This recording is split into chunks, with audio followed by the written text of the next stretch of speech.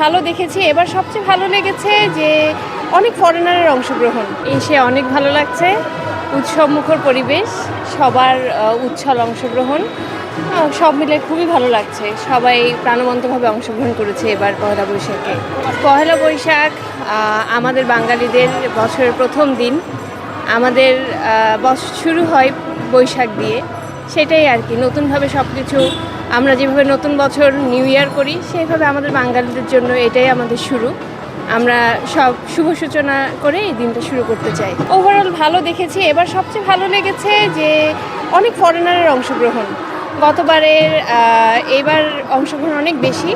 আর সব কিছু খুব ইতিবাচক জিনিস দেখলাম। নেতিবাচক চিন্তা, নেতিবাচক ধ্যান ধারণা কম। ইতিবাচক চিন্তা, ইতিবাচক ধ্যান ধারণা নিয়ে আমরা সামনে এগিয়ে যাচ্ছি। এটাই ভালো লেগেছে এবার নববর্ষের ব্যাপারে। নতুনভাবে জীবনকে আরও সুন্দরভাবে শুরু করা, এটাই।